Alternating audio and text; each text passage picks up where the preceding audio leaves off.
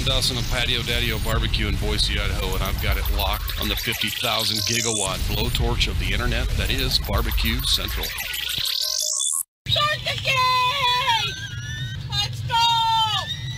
We'll do it live. Okay. Do it live! I'll write it and we'll do it live! So to get that perfect barbecue, you use wood. Are you sure it's safe? Whatever.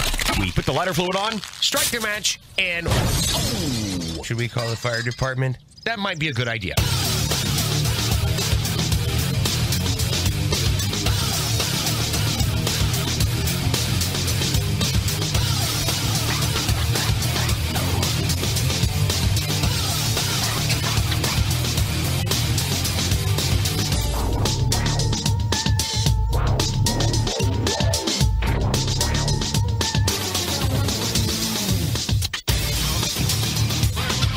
All right, welcome to the really big Barbecue Central show.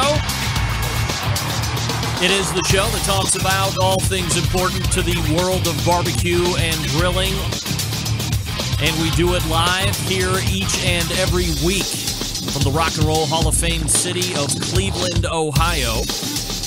Widely considered to be the barbecue capital of the North Coast, depending on who you ask, of course. I'm your program host, Greg Rempe. Happy to have you aboard here. Big show planned for you. If you want to jump in on the phone lines, a little bit different number to call this evening. You know, when you are in the process of beta testing, I don't know how many of you get out to beta test a lot, but there's this program that I have been messing around with for the last 7 or 8 months. I don't want to tell you what the name of it is because I don't want you to go and try it. The main service seemed to serve its purpose. If you would recall, it was the same software package that I used to do all of the live shows from the National Barbecue and Grilling Association's BBQ 2018 out in Fort Worth, Texas in March. There was a beta test release of a call-in show, and that's what I've been using the last couple of weeks, so I've given you a different call-in number to use, that 777-2120. But before each show, I do sound check, especially with that new piece of programming with phone screener John Solberg, who also happens to produce the best moments of the Barbecue Central show in 10 minutes or less each Friday. And we go through the sound check and make sure that I call in on my phone and he picks up on the screener side and says Barbecue Central show and Traeger Grill's hotline, name and where you're calling from.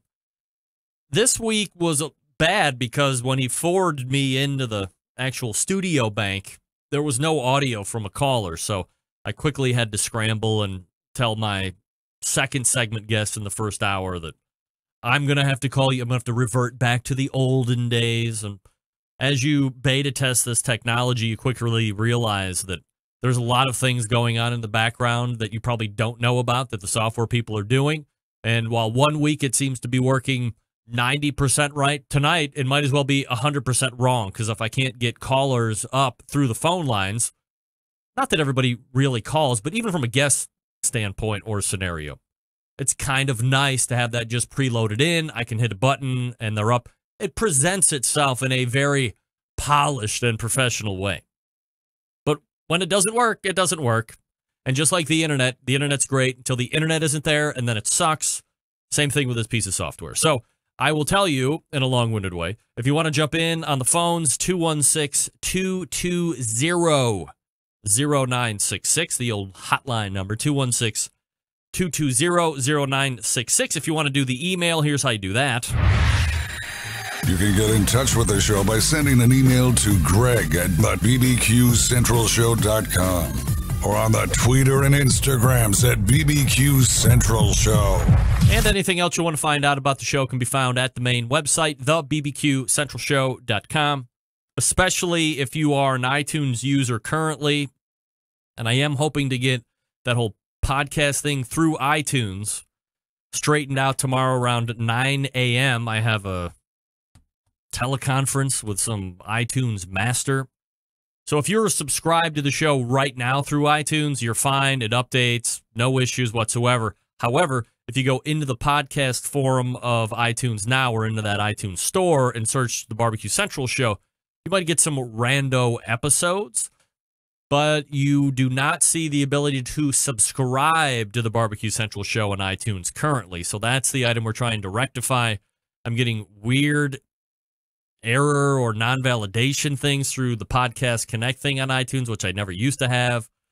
And oh, by the way, all of the other podcast platforms, Google, Stitcher, iHeart, you name it, if you use it and you already subscribe to the show, you can, go to that platform. If you're not a subscriber, find the show and subscribe, but it also updates as well. So I have no idea what's going on with iTunes.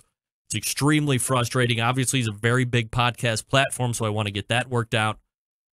But if you are subscribed to the show, you won't miss a beat. Everything updates. It's all good. But your friends on iTunes that you're telling the show about, well, they can't go ahead and be part of that. That's troubling. So we'll try and rectify that tomorrow morning. Here's what's happening on the show, and in case you didn't get that email, coming up in about 9 minutes from now, it's the third Tuesday of the month, so you know that's going to bring a visit from the author who penned one of the most prolific live fire cookbooks out there ever, and that is the Barbecue Bible, that being Stephen Raichlen. He is currently on his book tour for Project Fire, so we'll catch up with him, see where he's kind of at, how the tour stops are going, and also what he's up to when he's traveling about this great land of ours and he's in a city that he's familiar with. Does he like to go to the old standbys or the most popular places, or does he like to find some hidden treasures that maybe you have to go on the dark web to ask people about? Or maybe it's a mix of both. Hit a standby, but also keep an eye out for those jewels that you can kind of write down, so next time you're back in town, you hit them up. So that'll be Stephen Raichlen, 9:14. Then we'll move at the 9:35, and we'll recap, or I guess catch up, with what's happening in the State Cook-Off Association with co-founder Brett Gallaway. A lot of big things continuing to go on with SCA, rising in popularity each and every week, month by month. Everybody's talking about SCA. Everybody's wanting to take part in SCA. Very cost-effective. Payout is great if you win, for sure. Payout's pretty deep, for crying out loud. I think you come in 5th or 6th place, you got enough to probably cover your gas at least, depending on how far you travel. You can't really say that about a lot of other competitions. And that's one of many reasons that the SCA continues to gain popularity. They're doing a very good job marketing. Also want to get Brett's idea on some new American Competitive Steak Cook-Off Association thing that the Texas Embedded correspondent Doug Scheiding shot my way earlier in the week. So we can ask him about these other competitive steak associations. Now, I mean, what's the sincerest form of flattery? Imitation, right? Sure. A lot of people try and do the Barbecue Central show. Guess what? Doesn't always work out. But I'm sincerely flattered that anybody would try to imitate the really big barbecue show. And hey, I'm flattered. Happy to have all comers talking about barbecue and grilling, as long as everybody knows that I'm the one that dominates the medium, by and large. No, I'm the one who dominates the medium, period. There you go. Then we'll move to the second hour, and I have a unique interview lined up around 10:14 with a guy named Scott Rodriguez. Now, if you're not familiar with Scott, he is, by the way, a competitive barbecue cook, a pit master. The name of his team is called Tootin' Stinky's Calicu. Obviously, I'm going to have to about that name. That is a name that we will not be able to gloss over and draw our own conclusions with. Toot and Stinky's Calicu. But for the day job, Scott Rodriguez is the Senior Vice President of Culinary and Kitchen Innovation for BJ'S Restaurant and Bewhouse. Yes, that BJ'S Restaurant and Bewhouse, the national chain restaurant, BJ'S Restaurant and Bewhouse. And we will talk to him about a number of different things. Obviously, we'll get some background about Scott professionally and how he got into the culinary world. But where does the assimilation of barbecue, whether it be backyard at first and then into competition, or did somebody approach him about saying, hey, you do this stuff from a professional background perspective, why don't you try it here in this barbecue world and see what you think of it from a competition standpoint? And then, of course, the question that begs the question, as you get into both sides, how do those meld and both a professional sense. So what are you taking over from the barbecue side of things and putting into the BJ's restaurant menu? And then what are you taking from your professional side, being a chef, a corporate chef, and working into your competitive side? So lots of different things that we can talk to Scott Rodriguez about. Very excited to talk with him. That will be into the second hour. Scott also has a $50 gift certificate to give away. We will do that in the open portion of the last segment of the evening. So get your call-in numbers ready. That would be 216-220-0966.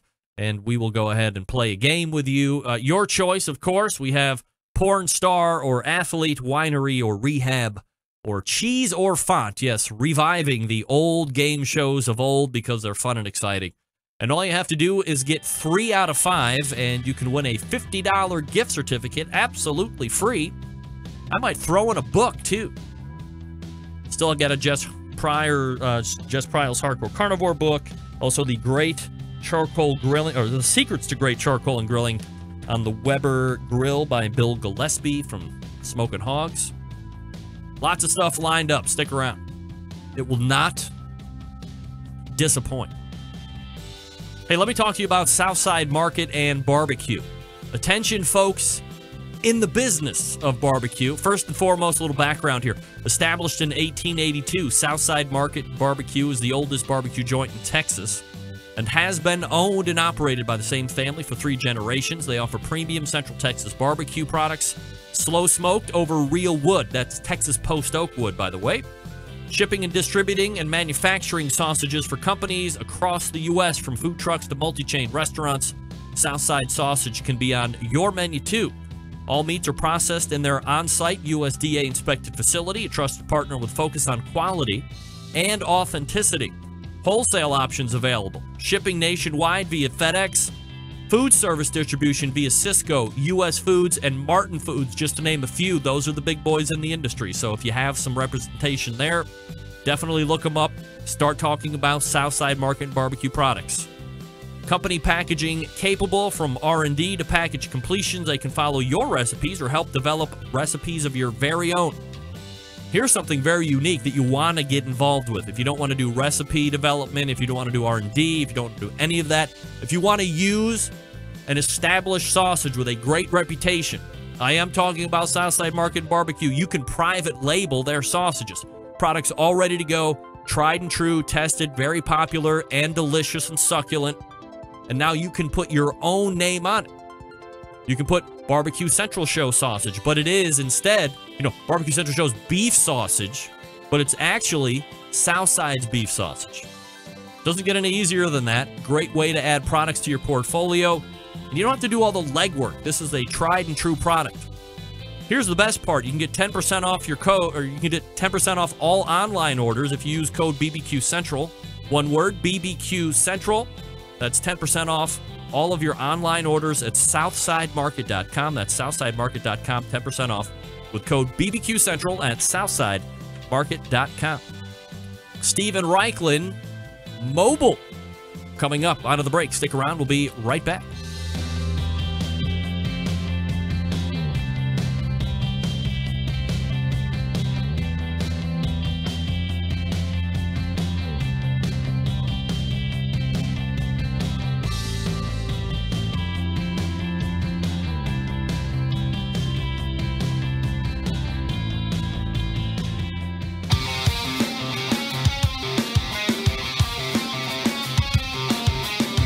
Broadcasting live from the BBQ Central Show studios in Cleveland, Ohio. You're listening to the BBQ Central Show. Once again, here's your host, Greg Rempe. Welcome back. This portion of the show is brought to you by Butcher Barbecue, makers of award-winning injections, marinade, rubs, seasonings, barbecue sauce, grilling oils. All our Butcher Barbecue products have been tested on the competition circuit as well as in the backyards worldwide. Be the pitmaster of your neighborhood and visit butcherbbq.com to stock up now. Always trust your butcher. Dave, by the way, killing it on the competition circuit as of late. We'll get into that more in the second hour.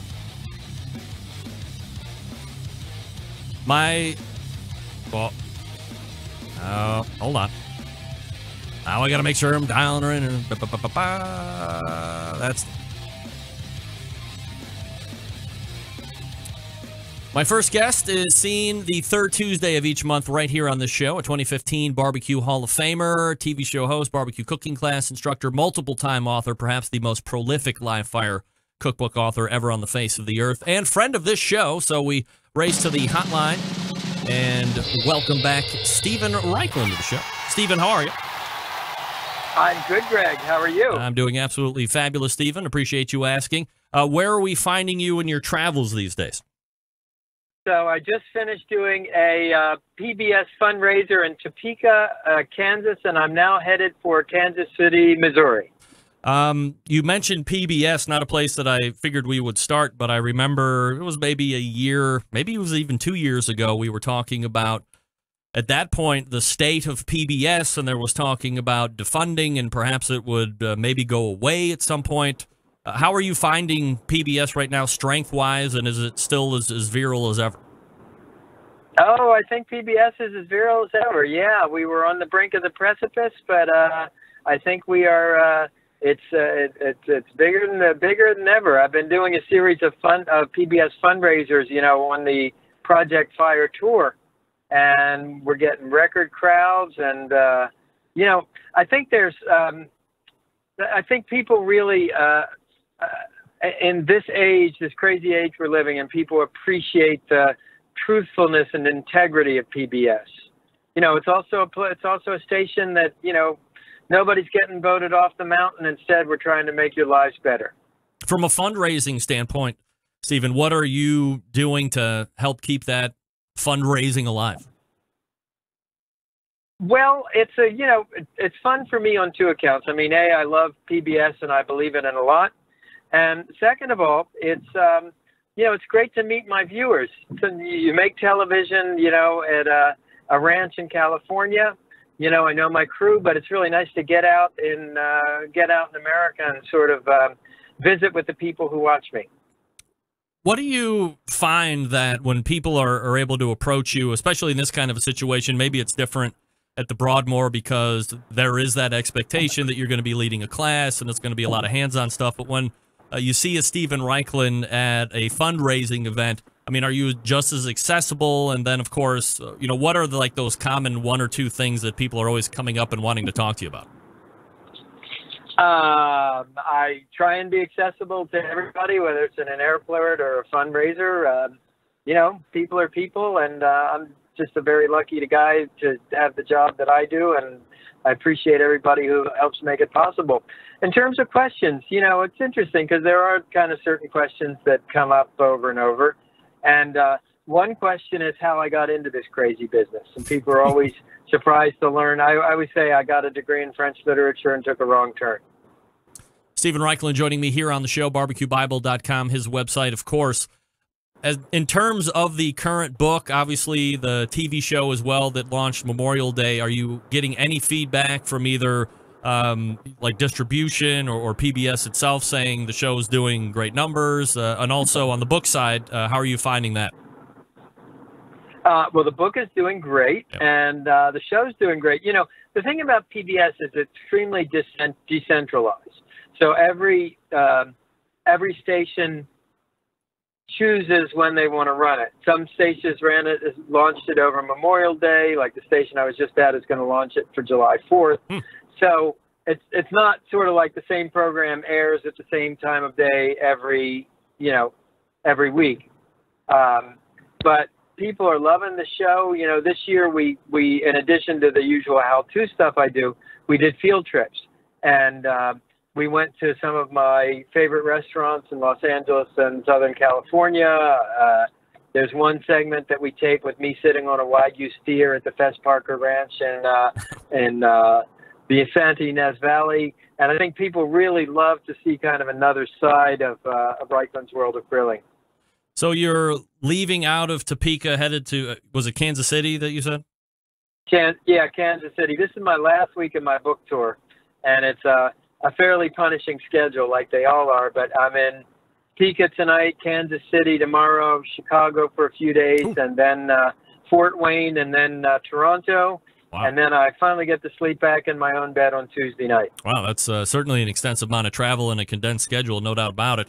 So as you are on the road, I mean, as you look back over the years, I mean, you've been around the country, and of course you've been around the world, but when you're here domestically, do you find yourself running a balance of, let's say, maybe you're at a city that you have been to a number of times.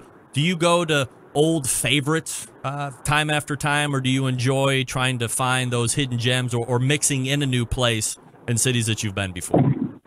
You know what? I'm not an old favorite guy. I'm always looking for new things, so I really don't go back. Only place I go back to old favorites is Baltimore, because Maryland steamed crabs are my favorite food in the whole world. So I always try and go back and have steamed crabs. But aside from that, I'm always trying new places. Have there been any unique finds or kind of real revelations or surprises as you've been out on the road so far that you would like to go back to immediately if you could? Oh, my gosh, yeah. Portland, Oregon. I think I've done my best eating so far in Portland, Oregon. Wow. And I went, oh, well, not really. I mean, Portland quietly is it's the locavore capital of the country. The food is amazing. I think my first night was at a Russian restaurant where I had this incredible smoked fish platter, and, the vodka flowed like water. Then the next day I went to this new ramen and robata yaki bar where the grilled food was they kind of specialize in grilled vegetables. And it gave me, I've been thinking about doing a vegetarian book. Now, I know probably everybody's going to turn off their radio just hearing that. But this, if I wind up doing it, it was this lunch that kind of was the turning point, because it wasn't like just trying to make food without meat. It was like celebrating vegetables for their own incredibly unique textures and flavors. So that was great. And then I went to a Korean place that night, which was kind of Korean fusion food, an amazing breakfast place the next morning. I pack a lot in. When I'm in a city, even if I'm only there for 36 hours, I try and get as much out of those 36 hours as I can.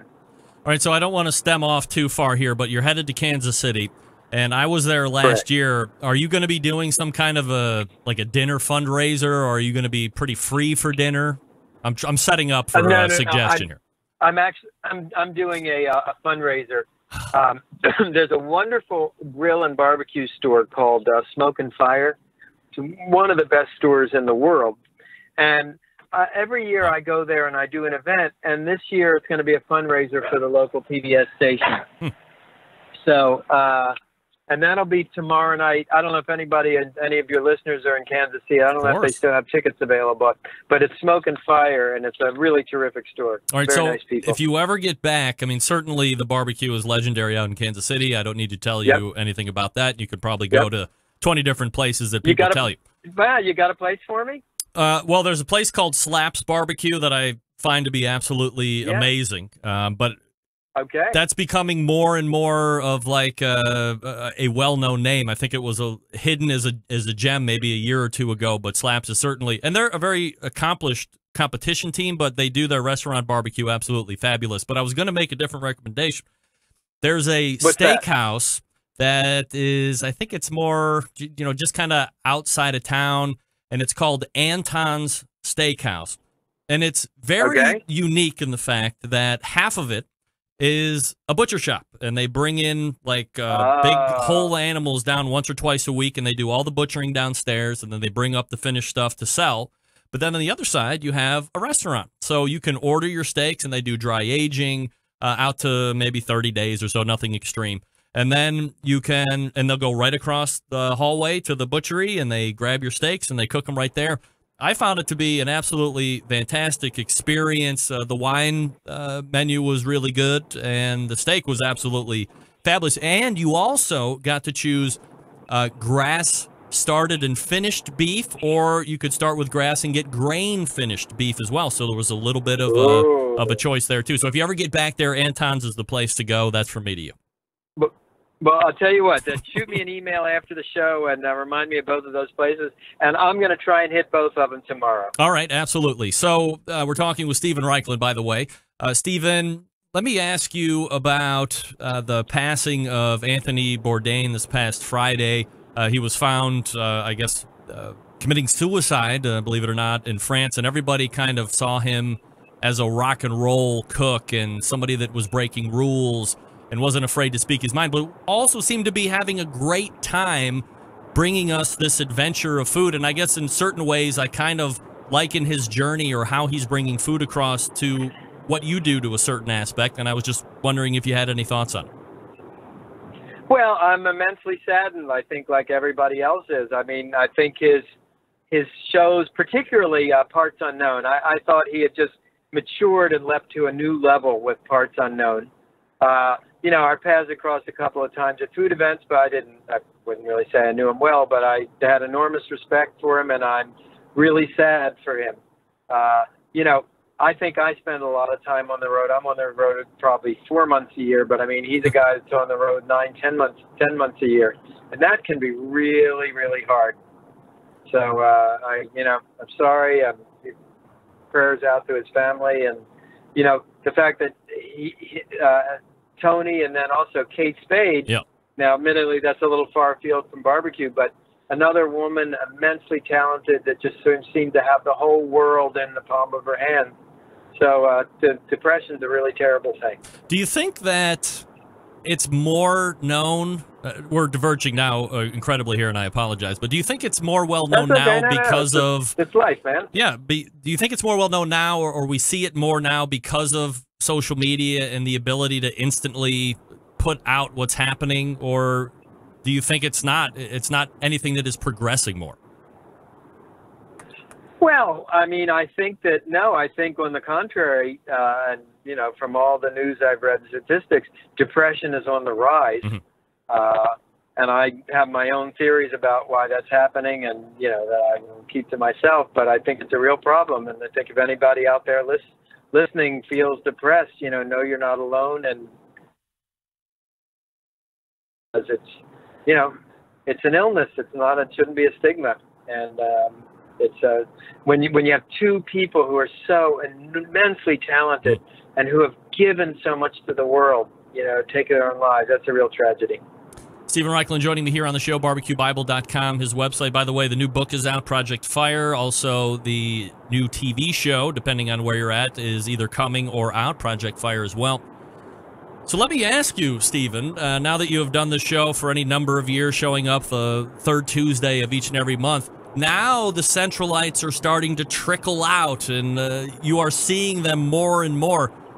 Are you surprised that you're seeing fans of mine? We're kind of like merging to a certain degree, if you will. Fans of mine are showing up to your BBQ Universities. They're showing up to your book signings and saying, hey, sign my book as Barbecue Centralite. What's your take on that? I'll tell you a funny story. So I'm doing my event tonight, you know, and I gave a talk, and I do a little slideshow on the history of barbecue, and then I was doing a book signing, and a guy came up to me and said, hey, aren't you supposed to be on Barbecue Central in 10 minutes? And I said, yeah, and I have 10 minutes, and then I'm going to be on Barbecue Central. Wow. So absolutely, yeah. But, you know, Greg, you really do such a fabulous job. I don't know if people tell you that enough, but you're always prepared. You always ask smart questions. You're always kind of thinking, you know, beyond the obvious in our field. So I am not surprised at all. Well, I certainly appreciate the kind words. I think that's really cool that people are showing up and supporting you and kind of mentioning the show as well. 4th of July is coming up, obviously a big eating holiday, a really big live fire holiday, something that everybody's looking forward to each and every year. So do you already have a 4th of July menu planned out? Do you like to kind of revisit some favorites? I know from a city standpoint, you'll always like to push the envelope and find new stuff, but what about for a 4th of July menu? Well, I'll be back on Martha's Vineyard after, you know, pretty much 8 weeks out on the road. And I suspect that our 4th of July is going to be seafood. I suspect it'll either be swordfish or lobster. And I so much of my year is spent trying out new stuff and thinking new ideas. And I think probably this 4th of July, I'm just going to do some old favorites. When you're putting on a 4th of July party, or I guess any party for that matter, it's easy for the host, especially if they're going to be assuming the live fire cooking responsibilities to kind of put themselves in a position to where they're not enjoying the party. They're schlepping around and everybody else is having fun, but they're not. So do you have one or two tips to kind of guard against that? So not only are you providing some food, but you're also able to provide some rest and relaxation and enjoyment of your own at your party. Well, I do have some tips, but before that, I will say that there's a certain kind of person that just enjoys feeding other people. Yeah. And I think and I'm that way. Me too. I probably am much happier. I would be much happier at the grill feeding other people than I would be as a guest at a party. And but what I would say is, if you think that syndrome is going to happen, plan your menu in such a way that, like, do a brisket, that's totally forgiving, and you can have it done 2 hours, 3 hours before the party, and then just in a cooler and just slice it up. Do a huge platter of grilled vegetables that you can do that morning or even the day before. And do a couple things live fire, like right away. Like, one of the dishes I'm doing a lot on tour, and we did at BBQ University, it's Catalan grilled tomato bread. And you just grill slices of French bread and then rub them with grilled garlic and cut tomato, olive oil, salt, and pepper. And you let everybody make their own.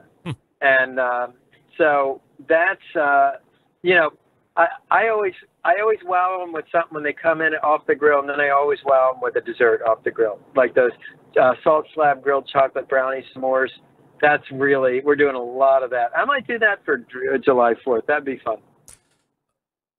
Since you're out on tour and you're going to be coming back here next week to convalesce a little bit, after you get your bearings back underneath you, do you have any barbecue festivals or live fire events that you're looking to take part in or that you would like to visit before the summer's out? Nothing in the States. I'm doing an event up in Montreal in August.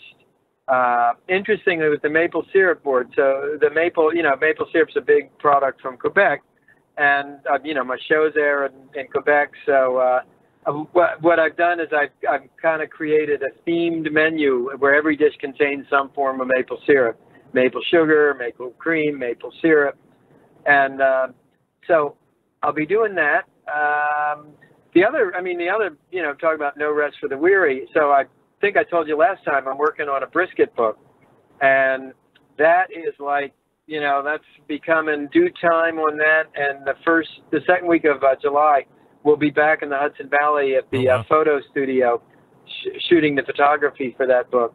So, I got a pretty busy summer ahead. So is the brisket book, I don't recall if we went really in depth with it, but is it going to be like, is it like 100 different ways to cook brisket, or what's the idea? Well, it's really about brisket around the world, and obviously it's barbecued brisket, but it's also about brisket indoors. Everything from Vietnamese brisket, beef noodle soup, to Jewish brisket with dried fruits that I grew up on, to pastrami, to corned beef, to Montreal smoked meat, to Latin American ropa vieja.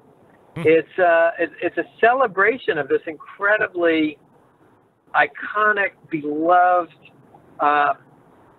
challenging, paradoxical piece of meat we call brisket.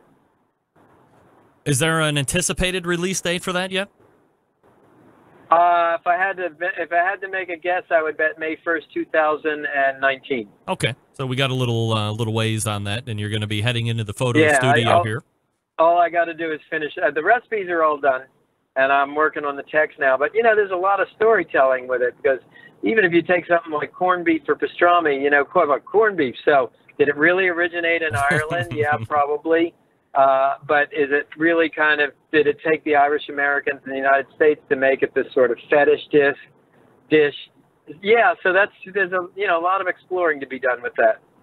He is heading out of Topeka and will be in Kansas City tomorrow. So if you're in town, stop by, say hi, buy a book, fundraise, all that good stuff. And I will be sure, Stephen, that after the show I send you those 2 restaurants that we talked about here a couple minutes ago. And as always, I appreciate the time. Thanks so much for doing it. Absolutely. Grill on. There he is, Stephen Raichlen. From the road. That's right. How about that? All guests appear via the Traeger Grill's hotline.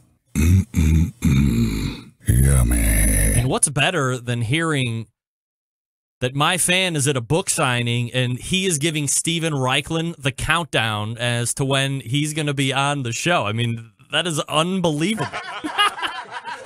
Hey, Steven, I don't want to rush you, but quickly sign my book, Loyal Centralite, #Loyal Centralite, #Summer of Brisket, and then jump on the phone. You got a phoner with Rempy in 5. That happened in Topeka maybe 40 minutes ago. How about that? He's on his way to Kansas City. Love it. Anton's is the steak place. Slaps is the barbecue place. Everybody's loving Slaps right now. It's a darling of the barbecue community. Good job, Joe Pierce. Hey, speaking of great barbecue selections, you want to go over to BigPapaSmokers.com, the one-stop online shop for all things barbecue. Whether you're in the backyard or a competition pro, Big Papa Smokers has something for you. Big Papa Smokers, known for the championship rubs and seasonings. Popular flavors like Sweet Money, Cattle Prod, Cash Cow, all proven winners on the competition barbecue circuit. And in the backyard, Big Papa Smokers offers 13 perfectly balanced flavors that will transform ordinary meals into extraordinary. Whether you're cooking to impress the judges or grilling for family and friends, Big Papa Smokers' award-winning rubs and seasonings will not disappoint. Pick up a bottle today. Of course, you know you pair them with those simply marvelous barbecue rubs, and now you have the West Coast offense. And they have been kind of cornering the market on competitive barbecue and redefining the flavor profiles that cooks from across the country are aiming for. Big Papa's also the proud owner of award-winning Granny's barbecue sauce. Looking for a new go-to barbecue sauce that will please everyone? Granny's traditional yet powerful flavors remind us why we fell in love with barbecue in the first place. Find Granny's barbecue sauce and other top-rated sauces at BigPapaSmokers.com. If you're looking for a grill, how about a versatile, easy-to-use smoker? The Mac 2-Star General Pellet Grill. Big Papa Smokers, the exclusive Mac dealer, and even offers special packages. Not a fan of pellet cookers? No problem. Take a look at the Old Hickory Ace BP, the only charcoal smoker that Big Papa trusts on his competition trailer. And if you're a backyard barbecue enthusiast like me, looking for a durable and versatile grill that will last forever, the M Grill from Texas is just what you need. They're built like tanks. Not sure what you need? You can't go wrong with any of the grills or smokers featured on BigPapa.com. That's BigPapaSmokers.com. It's clear that they are the #1 place to go for all things barbecue. Everything featured on their website. Hand-selected to help you barbecue better. Boost your barbecue skills with the help of Big Papa Smokers, the #1 online barbecue store. Call them toll-free with questions, 877-828-0727, or shop their website at BigPapaSmokers.com. That's BIGPOPPA Smokers.com. Brett Gallaway from the Steak Cook-Off Association coming up next. Stick around. We'll be right back.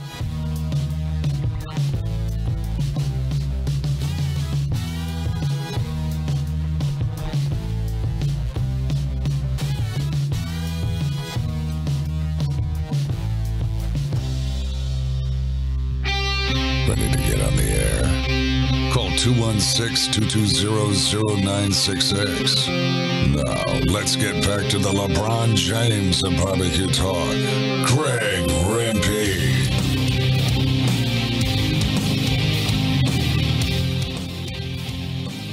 This portion of the show being brought to you by CookinPellets.com, your #1 source for quality wood pellets for all the pellet-driven cookers out there on the market. Visit CookinPellets.com for more information or to purchase. You can also visit Amazon.com to purchase as well. Good folks over at Cookin' Pellets. Chris Becker and the gang, if you will. Thanks again to Steven Raichlen. You know what I love about Steven? Always willing and able to roll with the punches. I mean, we weaved and wove, and that's not even a word, like in 5 different directions that we didn't even kind of outline to talk about. So always appreciate his ability to flex along with the questioning. Hey, the third Tuesday of the month not only brings a visit from Steven Raichlen, but also a visit from one of the co-founders of the Steak Cook-Off Association. What's happened since last visit? What's coming up over the next handful of weeks? All questions that we will indeed be answering right now. And we race to the Traeger Grill's hotline and welcome back Brett Gallaway. Brett, how are you, buddy? Doing great. How you doing, man? Absolutely fabulous, Brett. Always appreciate the time here this evening. And I know the Steak Cook-Off Association continues to, for a lack of a better pun, blaze in popularity and growth and all that stuff. So I guess from our visit last month to this month, some of the biggest things that you have seen, or maybe some things that you didn't even anticipate over the last 3 or 4 weeks that have developed that you're taking part in. Well, we just had our big event with PK Grills in Little Rock and had 94 teams out there. Whoa. I mean, it was hot, 94 teams. Everyone had a great time. Jess Pryles did a class out there, and man, it was fun for everybody. What kind of a class is what kind of a class is she putting in? She was doing a grilling class. How do you find her knowledge? I think she's sharp. Yeah? Yeah. Everybody's buying in. They like it? Well, I think she's very sharp. I forgot the phrase I was going to say. Yeah, she's sharp. Sharp like a tack? We're throwing out bad puns all night here, everybody. Sharp like a tack. Hot like a grill. Yeah. Well. So was that was that a value added class for her? Like, did you have to pay a little extra to do that, or was it just part of the experience? Yeah, I think PK Grills actually brought her out, and she did it at their factory there. So, like, did you watch the class or take part in it? I didn't. Actually, I was out in Tempe, Arizona with Sterling Smith. Oh, my. I ran a steak cook-off in a class, our first one in Arizona that weekend. Wow. So 94 teams and this was at the PK Grills headquarters, or was it like located around there? They had it at the stadium, the football stadiums at War something stadium. Oh. It's a big football stadium in Little Rock. And is everybody cooking on a PK grill? Is that the idea? No. This year they allowed you to cook on anything. The winner was cooking on a PK grill, Shauna Rapolo. But if you didn't have a grill, or if you wanted to cook on a PK, they'd lend you one. But you could cook on anything there. Shauna Rapolo won again? Again, oh, yeah. Dude, she's unbelievable. Yeah. Brett, for the people that don't know, and the only reason that I know Shauna Rapolo is because, what's her husband's name? Is it Brian? Brian. Yeah. Brian okay. Rapolo. Because I met Brian and over at NBBQA at that Steak Cook-Off Association. That was like a 2-day event or whatever. And I met him first, and he was going on and on about cooking on the pit barrel. Noah Glanville was there, and he's traded up to the pit barrel, blah, blah, blah. And then, without missing a beat, he also said, oh, by the way, that's my wife 5 feet from me, and she's routinely kicking my ass right now. And she proceeded to win that day's Steak Cook-Off event. And I know she's done quite a bit of winning recently, and now a 94-team field, and she takes it. Like, what do you know about her? What kind of a competitor is she, and what is she doing to win that you know about? She's fierce. I mean, she came and started cooking against Brian, and I don't know if it was a challenge or what, but she started beating him straight from the beginning, and it hasn't looked back. I mean, she's sharp. Is she Is she a prolific PK griller, or does she use a different cooker? She is, yeah. She cooks on a PK grill, B&B charcoal, and man, she's just attention to detail. I think that's got to be. Yeah, I mean she's sharp. She's doing it, and kind of a good ambassador for the sport as well. Somebody that you can kind of get behind and root for. Not that you need her to root for. I mean, she's doing pretty well with the skill set that she's got, and seeing a lot of success there. Well, she won the Female Cooker of the Year last year in SCA, but I was almost embarrassed because she's one of the best cookers, period, whether she's a man or a female. She's just a great cook. So has she then qualified for the World Championships that are going to be held a little bit later in the year? Yes, sir. She's qualified for 94 others so She far. has to be one of the odds-on favorites just coming right out of the gate, considering how well she's been cooking over the extended period of time. She has. I mean, well, there's a guy, Terry Rohn. I just did a double this weekend in Bourdain, Arkansas, which was 2 events in one day. Terry won the week before in Perry, Oklahoma. Then he won the double. Really? He's the first guy to win 3 events in a row. Wow. And the double had different judges in both events. I mean, the good ones rise to the top. And he did that day. When you look back at that PK Grill event, I know you weren't there, you were in Tempe, but do you have an idea of what percentage of cookers were using a PK product versus something else? I would guess it was 95% PKs. I mean, there's guys with old vintage PKs out there, guys with the 360, with the classics. I mean, I was there the year before, and it was awesome just looking at all the different grills. People had old ones on display to look at. It was kind of neat I'm a grill nerd, so. Do you find that there is a movement? If you're a PK fan and that's what you're using, and I would say by and large, you can back me up or tell me I'm full of it here with my statement when I'm done saying it, but I would say by and large, the favorite grill of the SCA would be a PK grill, whether it's the traditional or the 360. Do you find that the traditional PK 3K, oh geez, the traditional grill is more popular than the PK 360?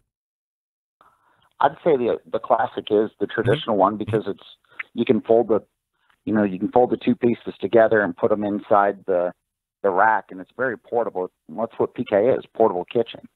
So guys can travel with it a lot, somewhat easier than the PK 360 or Weber. All right, so Terry Rowan wins the double. That was at the event you were at, right? Yes, sir. All right, so tell me a little bit about that day. I mean, what's it like putting on an event where you're actually turning around two contests in the same day from a logistics standpoint and filling judges' bodies, asses and seats? You got to make sure that you got new judges and all that stuff. Yeah. What kind of a challenge is that for you? Well, it was made a lot easier by my wife that helped run the judging, and then the promoters, Jeremy and Stephanie at the event. They did a great job and had a great venue, good place for us to judge. And really, I hardly left the judge area. I walked around, thanked all the teams once, but when you got 2 steak turn-ins and a pizza category, I mean, we really had to focus on what we were doing, and the teams deserved it. It was a great event, and it was awesome to watch one guy win them both. I didn't think we would see that. What can you tell me about the new partnership with the Australia/New Zealand, or was it called the ABA partnership? Mm-hmm. The Australasian Bbq Alliance. We've got an exclusive deal with them to run SCA events in Australia and New Zealand. So, this year I think we've had 7 or 8 events, 7 events, I believe, in Australia, New Zealand, and we've already got 10 more coming for next year. So it looks like 20 to 25 in that region, which is unbelievable. And these guys are just like us. I mean, they love to have a great time. They take it seriously, but they also have a great time while they're there. So I think it's a great fit, and we're proud to be partners with them over there. Well, I think that's kind of where the SCA has continued to carve out a niche. I mean, certainly we could nitpick and say, oh, well, everybody's using the same stuff, and you got to have this, and you have that. I mean, we can do that all day long if we want to. But there does seem to be a fostering of fun and family and not having to spend a crap load of money for very little return. In fact, it's kind of the opposite. It's very little investment. You don't have to have motorhomes and $25,000 cookers or anything like that. And if you win the steak cook-off for that weekend, you'd go home with $1,000 on a $200 or $250 investment, right? Yeah, it's $150 to get in, $150, and I mean, there's guys that win on every kind of grill. We've had guys, Weber's win, the PKs win. There's a challenge right now to win on a RecTech. First guy's going to win that wins on a RecTech will win $500. Auto Wild's got $1,000 added if you win the first guy to win on an Auto Wild. So you can cook on any fire heat source, and we've got guys that compete on a gas grill, and they had a guy that won on a gas grill. If you can cook, you can cook. No doubt. Brett, what can you tell me about some of the key or highlight items coming up here over the next couple weeks? Well, I was taking a look at that when you emailed me, and 4th of July weekend, when we started this thing, there was 9 steak cook-offs in the country 5 years ago. And 4th of July, we have 9. The 4th of July weekend, we have 9 events spanning over 7 states and 2 countries. So it's a big weekend. Edinburgh, Texas, which is our largest event at 128 teams. Wow. I mean, they're Shreveport, Louisiana, Groveland, Florida, Linden, Washington. I mean, they're spread out, but it's a great family weekend and a great time for us to come out there and prove that you're the king of the cul-de-sac. Cook a great steak, spend some time with the family, and watch some fireworks. It does have to be gratifying, Brett, to go from 5 years ago where you had 9 total events to just July 4th weekend having 9 events all on its own, spanning a number of different countries. That's got to be great. No, it's awesome. I was a competitor 5 years ago. When there was 9. We started it the following year, and we had 19. But I'm not really worried about those numbers. It's more, the atmosphere we've created and the fun that people are having. And I have just as much fun as the cookers going to these events. I love it. We're in small town America, and we had about 20 of the team stayed and watched the fireworks this weekend in Bourdain. And it was just neat to see everyone just relaxing and enjoying it together. So a couple minutes ago, you were talking about how the Australasian Bbq Association is really taking a hold of the SCA and bringing it out to their part. What about a Bahamas event that's happening? Oh, man. We are February 21st through 24th, where Grill Greats is having an event called Grill Great in Paradise. I don't know if you remember last year they did it with Meathead. Meathead, yeah. Yep. Anyway, we're going to do it with them this year. We're going to run a steak cook-off on Friday, and just coincides with my 50th birthday. It might be a mess, but we're going to have fun. We've already got more teams signed up than we expected. We just released it about a week ago, but the big thing with that event is our points champion is going to get a trip for 2 to the Bahamas. Pelican is throwing in a luggage set for him, like an $800 luggage set. They get a huge cooler. I mean, it's a big prize for our points guy. How do you sign up for that? You can go to our website, steakcookoffs.com, or you can go to Grillgreat's website. It's grillgreat.com.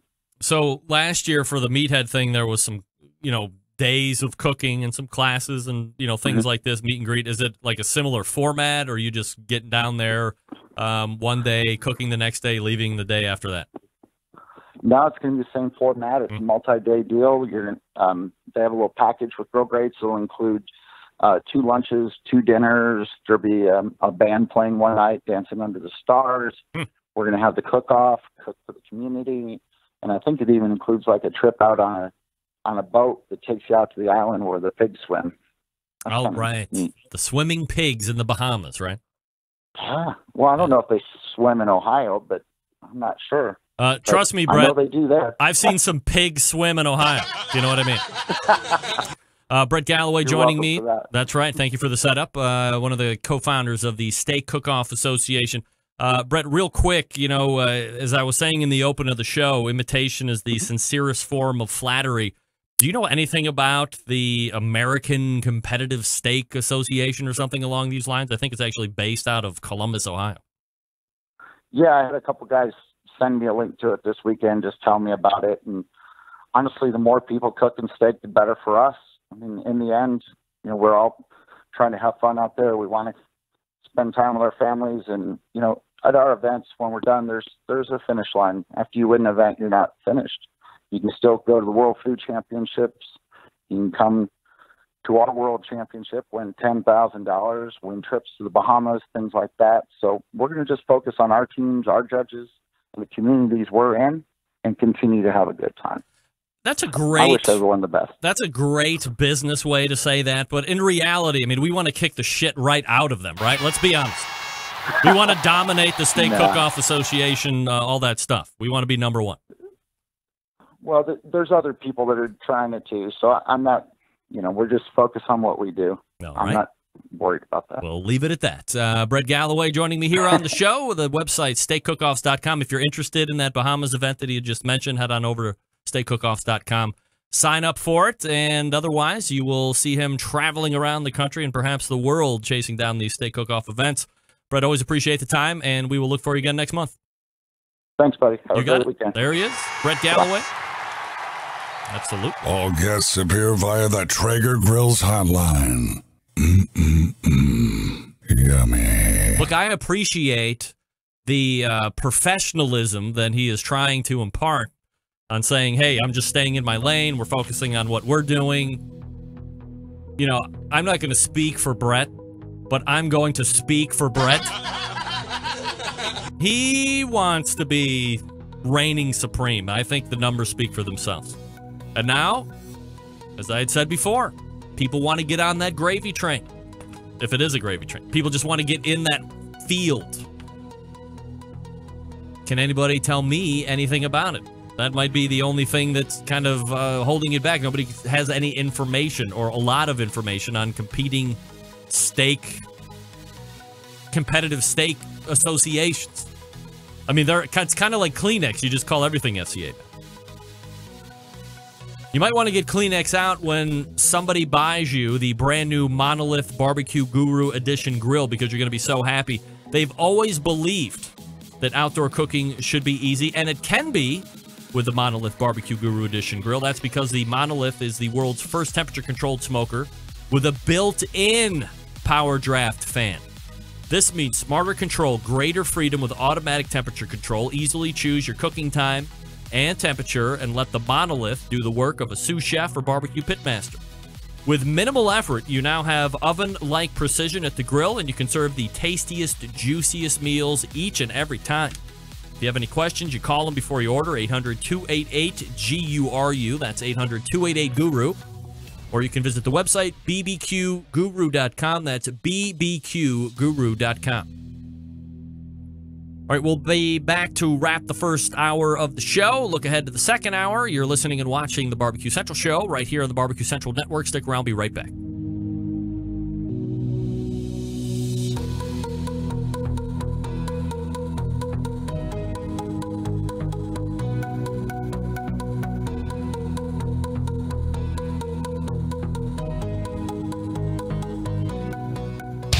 Big name interviews, advice on cooking brisket and ribs, and the only host willing to share his honest opinion on all things important in the world of barbecue. It's the Barbecue Central Show. And this closed segment brought to you by Fireboard. Monitor up to 6 different temperatures simultaneously. Connect to Wi-Fi for cloud-based monitoring, or connect via Bluetooth. If you have Alexa or Google Assistant in your home, you're in luck, because Fireboard is fully integrated with both. You can just talk to them. Alexa, what's the temperature of my beef? And it'll tell you. Find out more by visiting fireboard.com or call 816-945-2232 today. Looking to have Steve Conrad on here shortly. See what's happening with the guys at Fireboard. Love it. Really, if you're looking for a remote thermometer system that can read up to 6 different temperatures, you can load it out with 6 different probes. Ambient probes, meat probes. Very nice. Great technology. And again, cloud-based, Wi-Fi, or Bluetooth. Bluetooth doesn't have quite the range that the Wi-Fi does, but hey, whatever you like, load it out. I think it also comes with a power draft fan as well if you want to get into that stuff. Thanks again to Brett Gallaway from Steak Cook-Offs, steakcookoffs.com. If you want to sign up for that Bahamas event that he had mentioned. It was Meathead in Paradise last year. Now it's Steak Grill Grates in Paradise. I will not be going to that. I will not be going to that. Andrew, you are not. That's right. Thank you, Andrew. Poor kid. Again, that's steakcookoffs.com, and sign up for the Meathead in Paradise if you want. And I have to re-mention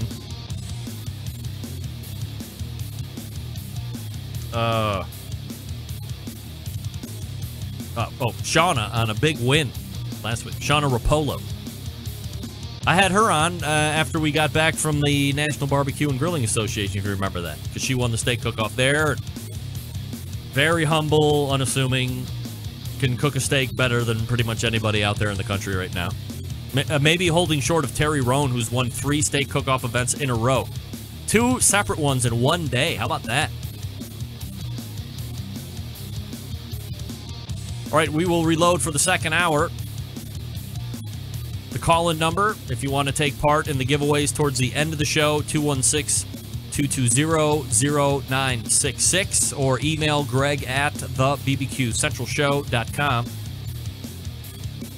We'll reset the first hour if you missed it and talk about what's happening next hour coming up. Stick around. We'll be right back. You're listening and watching the Barbecue Central Show right here on the Barbecue Central Networks.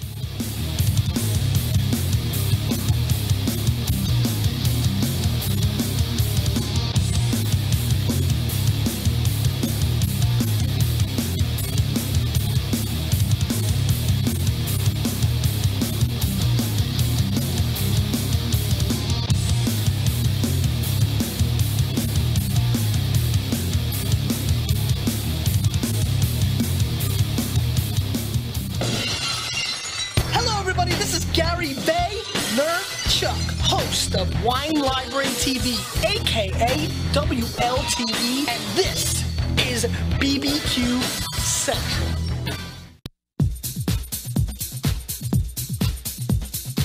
Happy to have you aboard here for the really big barbecue show. Boing. We cook because we have to, and we grill because we want to. Hit me! Fine, how's it going? You have a great show. I'm a big fan. Boing. So what seems to be the problem here? This man looks like he's dead, and he's in the crackle.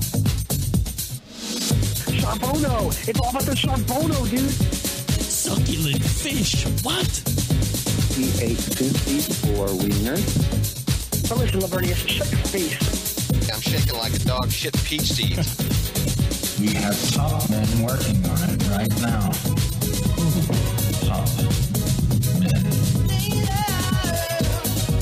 Welcome into the second hour, everybody. This is the Barbecue Central Show, and we talk about all things important to the world of barbecue right here each and every week for 2 hours, 9 to 11. We do it live. We'll do it live. That's right. You can also get it on podcast. For instance, maybe you're tuning into the second hour right now through Facebook or a lot of the other live feed platforms, realizing that you missed the first hour. Well, no problem. All you have to do is subscribe to the show through the various podcast platforms. Holding iTunes right now, but we're trying to fix that tomorrow. And then you'll never miss a episode of the show again. A lot of people love to tune in live to hear the spontaneity that might happen. A lot of people can't do that on a Tuesday from 9 to 11 Eastern, so they sign up on the podcast and get it at their convenience, and I love that too. Still to come on this show, Scott Rodriguez from BJ'S Restaurant and Bewhouse. Also, the pitmaster of Toot and Stinky's Cali Q. I can't wait to ask him about that name. Toot and Stinky's. I got an idea, but I don't want to rush to my own opinion. So we'll talk to Scott Rodriguez in about 13 minutes from now. You know, I got a lot of feedback from Daniel Vaughn's visit last week. All positive, by the way. Everybody's saying that neighbor Desmond sitting in added a new fun and a new vibe to the show, or a fresh vibe to the show. Instead of just having me on a microphone and a guest somewhere else on a Skype connection or a phone connection, having somebody sitting across from me and being able to jump in was fun. I think Desmond kind of fell asleep a few times and dropped the ball in that regard, especially on the podcast question. If you go back and listen to that, it was funny. And then a lot of people emailing in going, hey, is Daniel Vaughn on the Hall of Fame, Barbecue Hall of Fame's committee? He did mention that he got a vote. And then he also mentioned how you were generally disqualified or something along these lines, and that's why you haven't been in yet. Now, a couple different things. I believe, and I didn't ask, but I would imagine he is part of the Hall of Fame committee, and then he is also voting. So to me, it sounds like the committee gets a vote, and then also every existing Barbecue Hall of Fame member that is currently there also gets a vote. So however many Hall of Famers there are currently, plus the 9 committee members, and there you have it.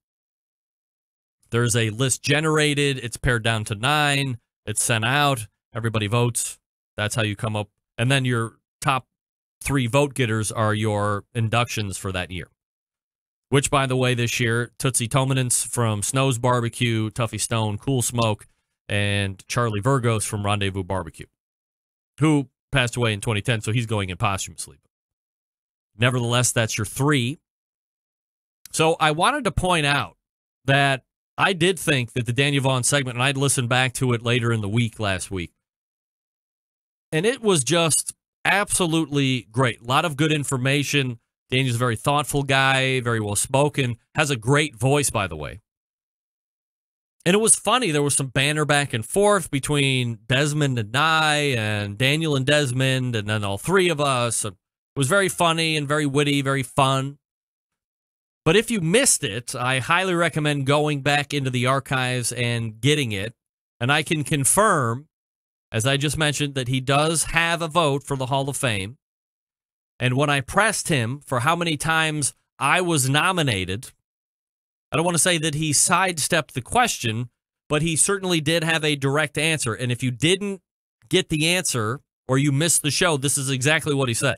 Do you get a vote for Hall of Fame? Yeah, I do. Do you know how many times I was nominated? Oh, well, I mean, I think it was just like a technical disqualification just for general attitude.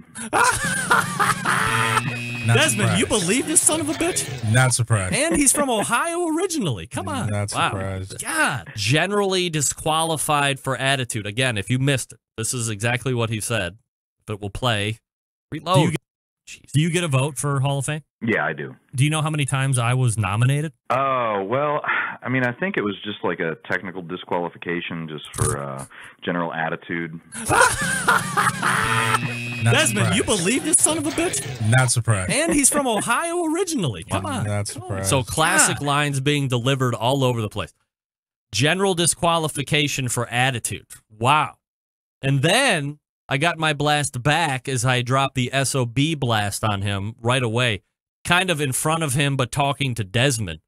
And then I can't determine, I thought originally that Desmond immediately jumped ship off of my team and was saying, not surprising that I was disqualified for my general attitude. Or if he was saying it's not surprising that they were being punks and that I was getting the short end of the stick. Let's go ahead and listen one more time. Do you get a vote for Hall of Fame? Yeah, I do. Do you know how many times I was nominated? Oh, well, I mean, I think it was just like a technical disqualification. Technical disqualification. That's prolific all on its own. Just for general attitude. General attitude. Technical disqualification for general attitude. If you ever get an email from me going forward, and I'm using the terms technical disqualification for general attitude, I think it means that you're a dope and I don't like you. But I'm just trying to be nice and business-oriented. In my day job for Peterbilt, I'm going to start telling my customers that don't want to pay my price, you're technically disqualified for general attitude. I'm not going to sell you my truck anymore. You're done. So technical disqualification for general attitude is great. Now here's Desmond weighing in. Desmond, you believe this son of a bitch? Not surprised. And he's from Ohio originally. Come on. Not surprised. Not surprised. I'm going to have to call up neighbor Desmond and see what side of the fence he was hedging on. I mean, most of me wants to believe that he's got my back here and that he's not surprised that the BBQ Hall of Fame was discounting me for no good reason. But geez, part of me thinks that he might have been signing with Daniel Vaughn because he hears me talking about it off air and probably has had enough. And now he's been given audience to let his true feelings out kind of in a low-key way. Not surprised that all you do is whine and complain. So they're not going to let you in. Technical disqualification for general attitude. One never knows. You know, I missed this last week, and I am remiss, so I want to go ahead and circle back here. And by the way, I still think it's an incredible achievement that Terry Rowan won 3 steak cook-off events in a row. 2 in one day and 1 the previous week. That's great. Mad props to Terry. Terry, I might have you on the show. If you win next week, if you're competing this coming weekend and you win, I will have you on the show. You can book it. So go ahead and do your thing. I will have you on the show next week. But I was a little laser focused on the Hall of Fame barbecue talk, as you can tell. And I missed mentioning that Dave Bussow won back-to-back grand championships.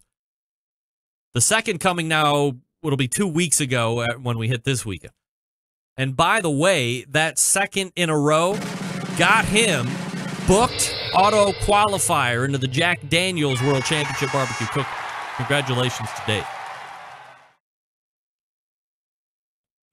He also placed reserve grand championship this past weekend, Father's Day weekend. So Dave is really killing it right now on the competition scene. By the way, if I may mention, a lot of people out there on the barbecue circuit maybe don't want to sit there and tell you exactly what they're using, but Dave is in a very unique position right now. He's a competitive barbecue cook. He cooks a lot of events during the course of the year. He's routinely been very consistent, top echelon cook for any number of years now. But he also is in the business of barbecue. You know him. I do the reads. He's a sponsor of the show, the injections, the rubs, the marinades, the sauces, blah, blah, blah. Grilling oils, the list goes on. New products coming out here over the last couple weeks, too. He's using all his own products. And oh, by the way, if you follow him on Facebook as he's recounting his winning, he will tell you, for brisket, I used the new Longhorn rub and the new Grilling Addictions rub. For pork, I used a combination of this marinade and that marinade, or this booster and that booster. He's telling you exactly what he's using. He's not hiding it. Now, you'll sit there and tell me, oh, well, of course he stands to benefit. Okay, he's in business. But at least he's not making you pay for what he's using. I mean, he's making you pay for the product, but he's not paying you for the information to then have you pay for the product. See, he's a good guy. Killing it right now. Good job, Dave. I see you. Speaking of things that are killing it right now, Green Mountain Grills. That's right, everybody wants to get their hands on a Green Mountain Grill, one of the top pellet manufacturers out there, pellet grill manufacturers out there right now. 3 different sizes to choose from. The big boy is Jim Bowie. That also is complying with the pizza insert. Also, the Daniel Boone, it's a little smaller than the Jim Bowie. That is also complying with the pizza insert. I just used my Jim Bowie. No, I used my Daniel Boone and my pizza insert just a handful of hours ago. Here's what we did. We went to the fresh market up the street. We got these really extra large pita shells because we didn't have time to do the whole pizza dough situation. Put the sauce on, put the toppings on, had the Daniel Boone rocking around 320 degrees at the cooker, so that was giving me about 640 degrees on the stone. Here's the magic with those pita things. Actually, they taste really good. Great substitute for pizza dough if you, A, don't want to make it from scratch, or you don't have access to really good pre-made dough from an Italian grocer. You don't want to mess around with it. Always have the big extra large pita cells on tap, because you can immediately turn those into some great high heat pizzas. So get the toppings on, then right into the pizza oven insert. 2 minutes later, the pita's all crisp up. The toppings are nicely melted. A little bit of a char going around the external edges. Everything that you want to see done in record time. I mean, you can really pump the pita pizzas out. 1 every 2 minutes. Have them ready to go. They don't stick to the pizza peel or anything that, just a very little amount of cornmeal and you are off and running. It's great. Highly recommend it. Now, if you want something a little bit more portable, you go with the Davy Crockett. That can go with you on camping trips, on tailgates. Maybe you just want to have a little extra baby standing by against some of the bigger arsenal machines that you got there in the back porch. If you don't have access to a plug, like if you're camping, or an inverter or something along these lines, you can hook it right up to your 12-volt in your truck or car or SUV. So it's ready to go wherever you are. And you're not sacrificing a huge amount of capacity. I mean, you can still get a couple butts in there, maybe even 3 if you TP them. Also, they make their own pellets. They have their own sauces and rubs. Great stuff. Grills, get a cover. GreenMountainGrills.com. That's GreenMountainGrills.com. Scott and Rodriguez out of the break. Stick around. I'll be right back.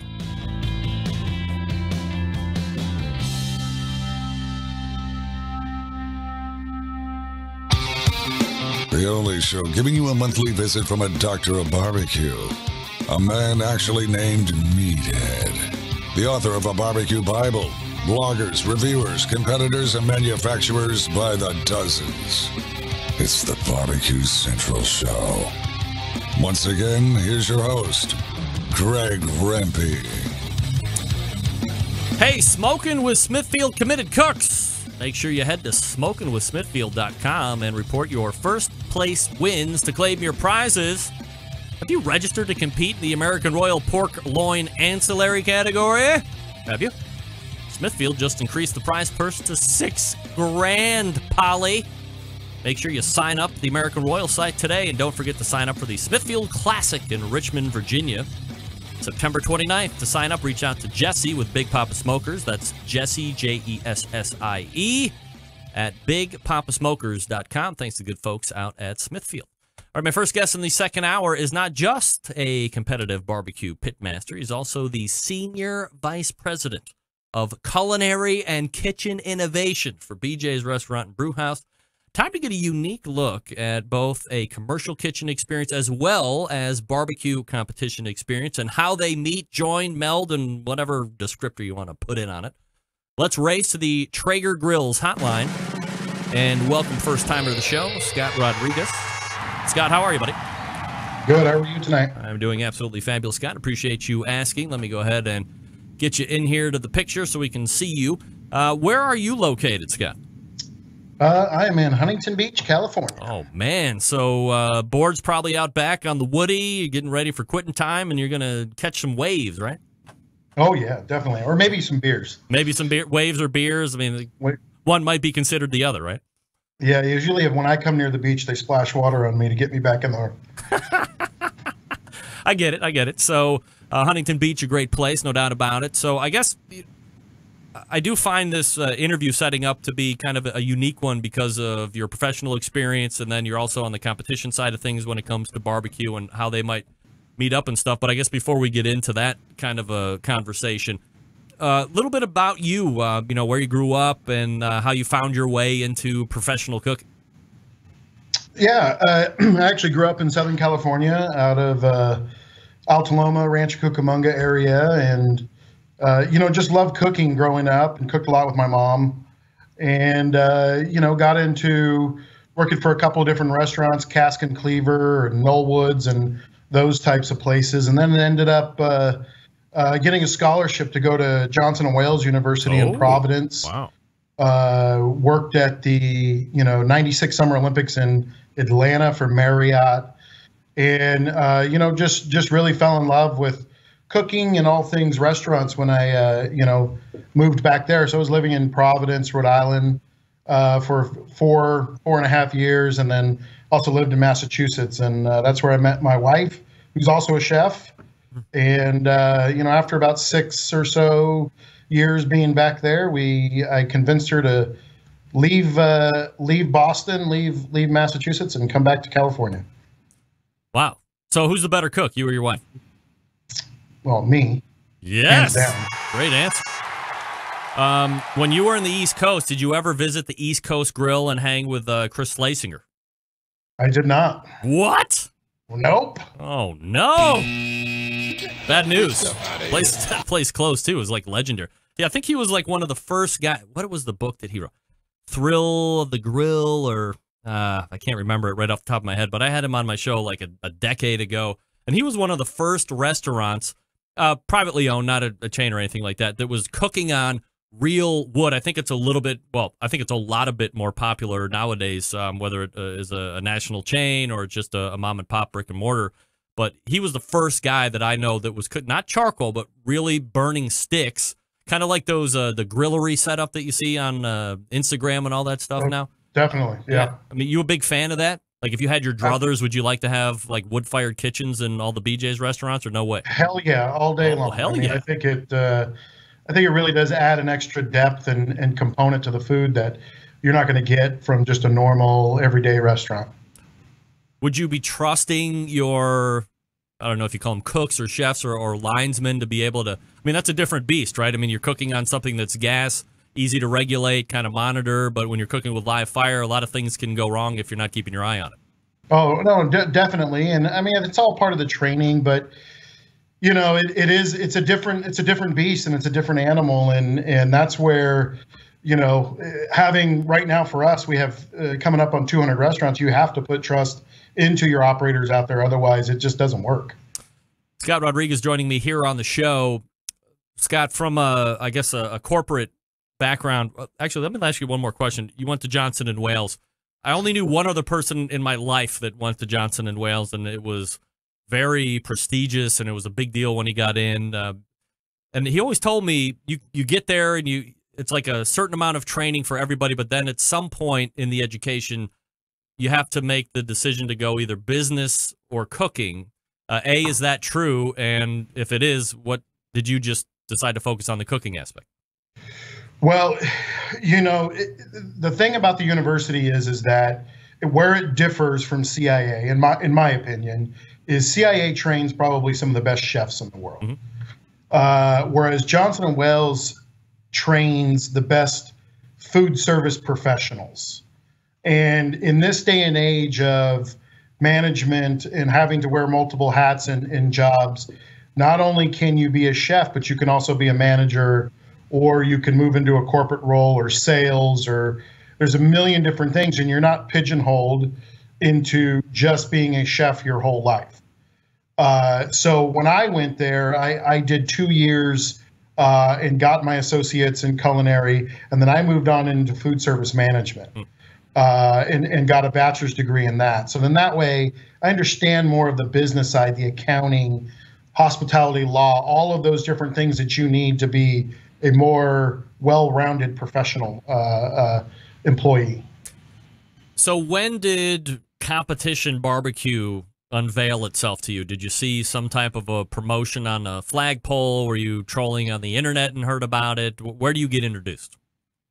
You know, honestly, it was probably back in the Barbecue Pitmaster early days. You know, you watch that on TV, and my brother and I, who's my partner on my barbecue team, is, you know, we are UCLA season ticket holders, and we tailgate, massive tailgate every Saturday that we can, because that's about all we have going for us out here.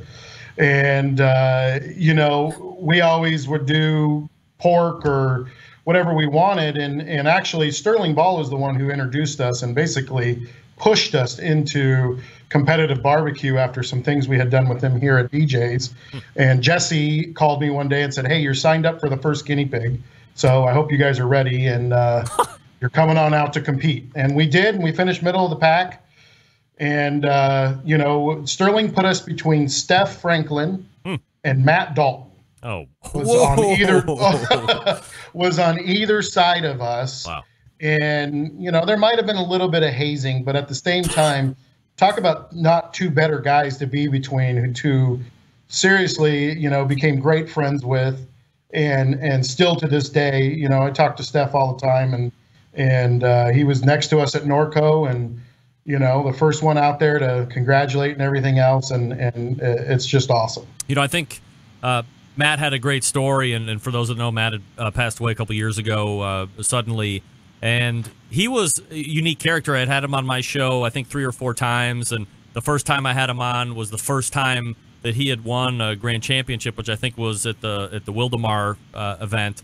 And then he had some pretty decent success over a certain span of time, and then he trended down, way down, and kind of got into the cellar, and then kind of righted the ship and got back to what he was doing to get him there in the first place, and evolved in the cooking style, and then started to ride it back up. And then I had him back on again after he had won back at Wildemar, which was the first place that he had taken that grand championship. He was a unique individual, very honest, perhaps brash or in your face to a certain degree, especially if he didn't like you. But from a learning from a team, what did you pull from him that you kind of keep with you currently? You know, it's the, and you see him now, it's the shut up and cook. You know, get out there and do what you do, and have some fun. You know, don't be afraid to drink 5 too many beers, and you know, enjoy yourself, and you know, just have fun with it, and be honest. Be honest with yourself. Be honest with your fellow competitors, and it's going to be a lot more, take you a lot further. You always knew where you stood with Matt.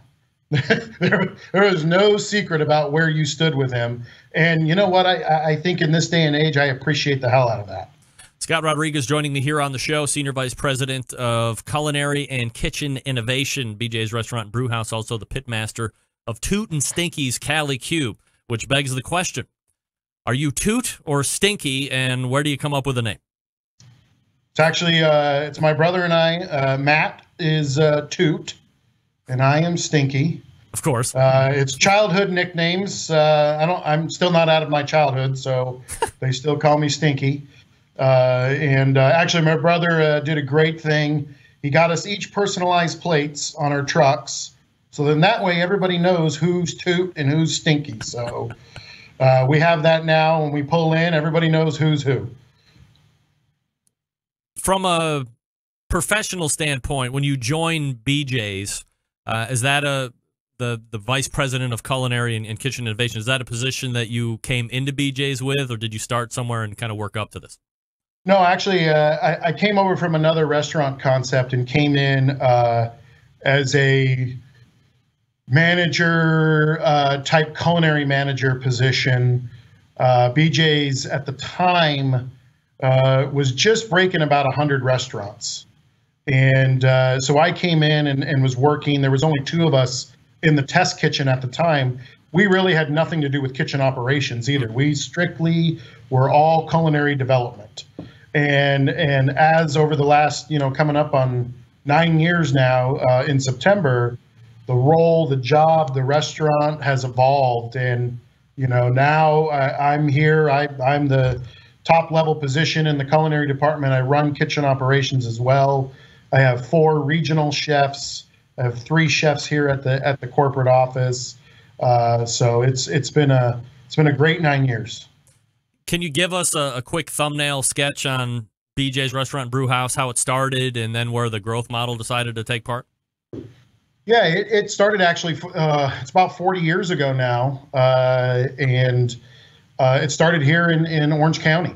And it was 2 guys that came in from Chicago and wanted the, Chicago deep dish and opened a restaurant. And it was actually called RJ Grunt's Pizza and Grill. And they actually just took the name flat off of a place in Chicago and just called it RJ Grunt's here. Within about a year, they had to drop the Grunts and ended up changing it to BJ's. So actually, BJ's means nothing. Then they just changed it to BJ's to stay out of the law's way. And over the years, the gentleman that did own it, took us public, and really from there, our former CEO, just exploded the growth, and then our current CEO, who came over from Guitar Center, House of Blues, Arena, and really we've taken off, and we're still probably the biggest growth casual dining concept out there. Still opening restaurants. We opened 17 last year. We're opening 5 to 6 this year. Wow. So that's huge in this day and age to keep opening restaurants. Yeah, and I think it's important to point out too, I think sometimes you can get lost in restaurants that are franchises and restaurants that are corporately owned stores. The BJ's units are corporately owned stores? Every single one is corporate owned. So what's the biggest advantage to a corporate store versus a franchise? Well, in the corporate store or corporate restaurant, we basically will develop, whether it be for marketing or ops or IT, it doesn't really matter. And then we'll push out, whether it's a rollout or a change or whatever. And in the franchise world, you have your partners. So depending on how many franchisees you have, there'll be a franchise committee or board, for lack of a better term. And you basically have to get buy-in from them in order to make a change or roll something out. And, there's certain limits to what they can and can't do as far as, hey, we want to serve this rib from Smithfield. Well, hey, maybe they can get a better price from that rib from, X company or, somebody else, and they want to use them to save a little bit of money. So, that's the biggest difference between that and corporate. You can also You know, it can be a little dictatorship sometimes. You do what you need to do and push it out and drive the business, as opposed to having to get buy-in maybe from 100 different people. Barbecue and grilling is very popular. I mean, it's always been popular, right? But I don't know if we have seen the level of popularity that we have seen from a backyard aspect that we have in the last 3, 4, maybe 5 years. Maybe it's tapered a bit as it relates to the competition barbecue side. But how do you see it from a restaurant perspective? Are there must-have items right now on a menu that, whether you're a BJ's or somebody else, that people are coming in looking for barbecue or good grilled stuff? Absolutely. I mean, I think you look at you know, what a fellow competitor of ours that introduced the wood-fired grills, I'll leave them nameless. You know, that's not by mistake that they went down the wood-fired grill route. And one of our, you know, out of our top 5 menu items, 2 of them are steaks. And, you know, we were born on pizza, and 2 of our top 5 menu items are steaks. So that just goes to show you that, and people love that type of cooking. And I also think that, you know, some of us don't do it very well at home. So why am I going to go spend, you know, $30 at Costco and buy prime steaks and screw them up? No, I'd rather go to a restaurant and get a really good, perfectly cooked steak and know that I'm not going to screw up and lose money. So I still think it's a big thing. You look at the Costco's of the world, what they have sitting in their boxes, and Sam's Club and all those guys, you know, how much barbecue stuff they have sitting out there. They only put things in their cabinets that sells. So I think that's always a good place to keep the pulse of what people are eating, is look at places like that. Scott, let me ask you this follow-up question, and you're the guy to answer this. Last week, I don't know if you listened to the show or not, or if you ever heard about the show before I asked you to come on the show this week. But I talked about my experience at a Jeff Ruby's, which is a really high-end kind of a regional dry-aged steak house. Not all dry-aged, but they have a decent selection of dry-aged steak. And to every steak that we had, we have 5 people on the table. Every steak came out well undercooked. And I had kind of put out a diatribe about how restaurants are out there purposely undercooking steaks. By the way, I've done reporting on this as well, and I've read some other articles on the show that have kind of corroborated my take, that they're purposely undercooking your steak because you can always bring it up, but once it shoots past over, the option is, you know, well, just eat it and suck it up, or the restaurant's going to be throwing it away, which means you're throwing cash away.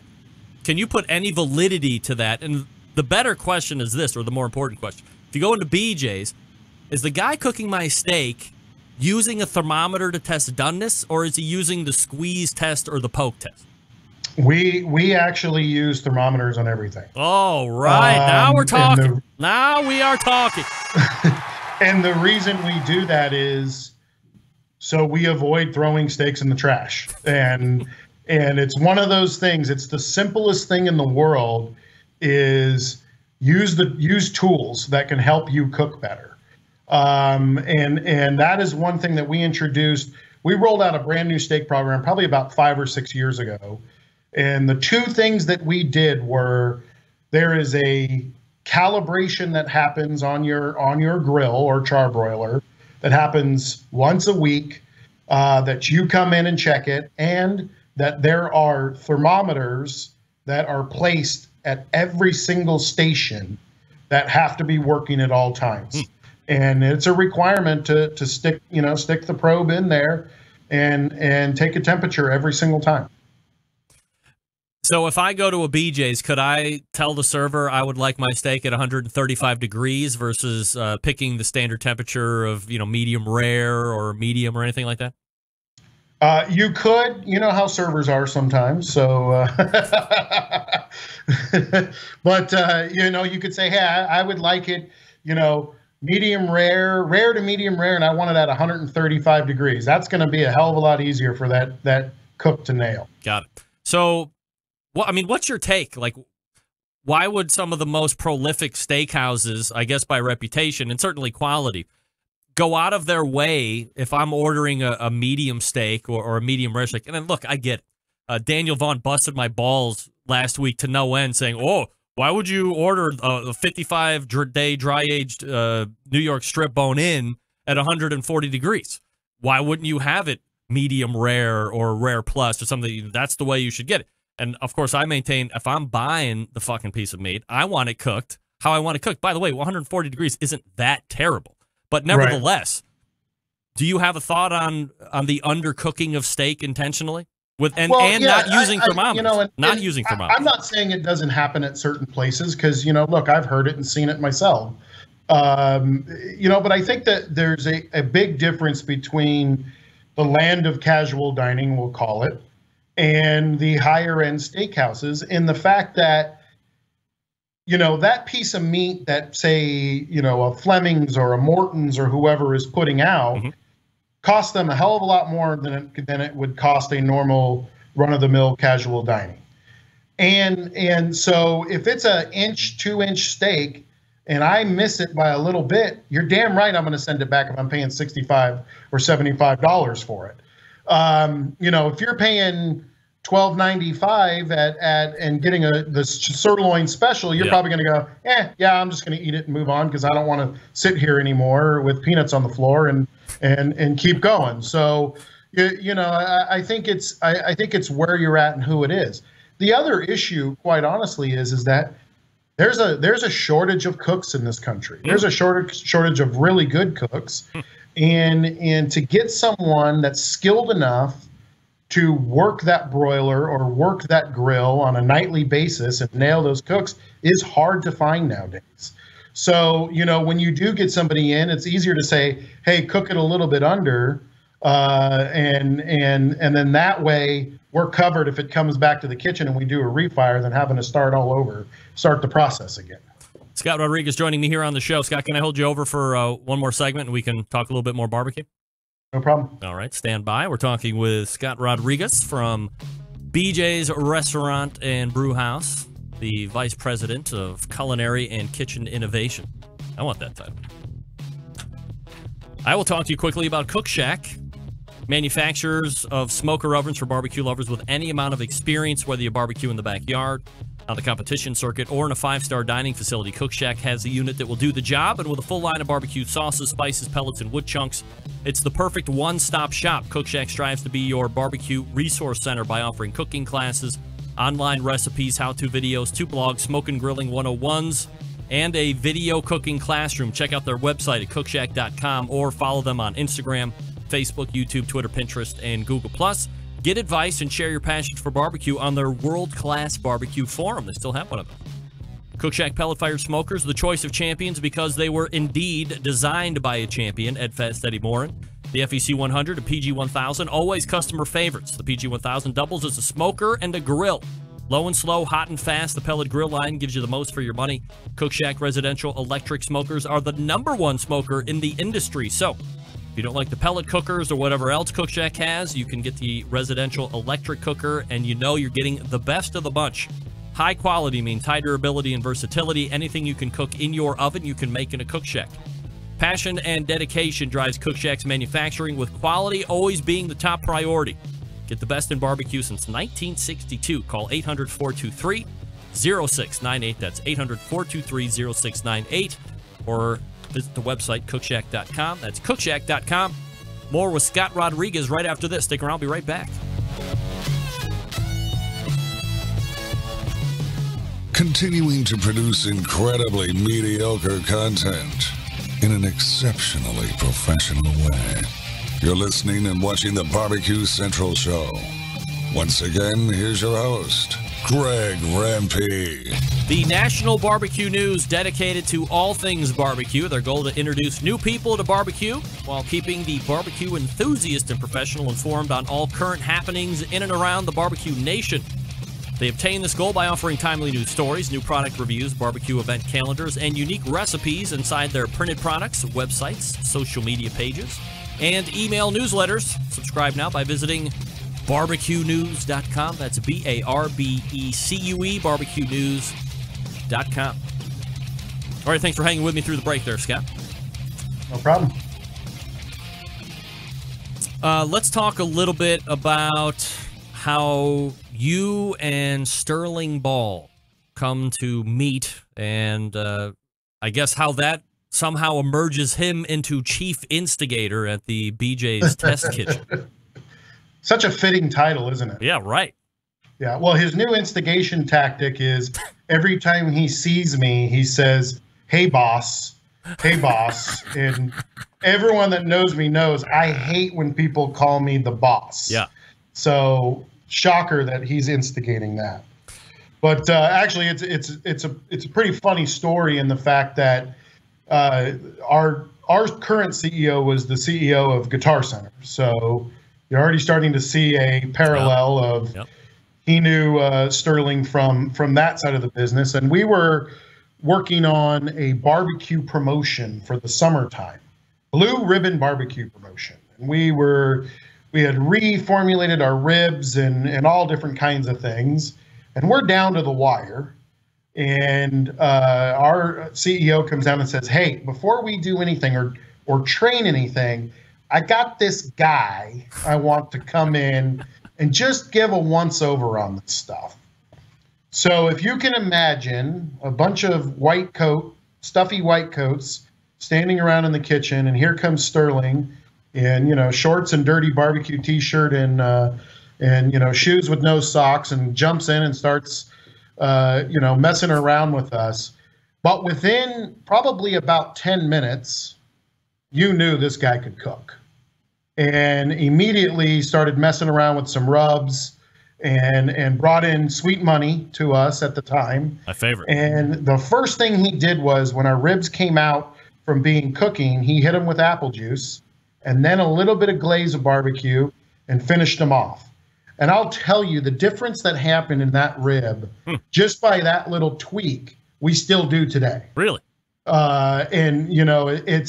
It was an amazing taking from, as Sterling and I call it, and a lot of it do around here, it takes something from good to great.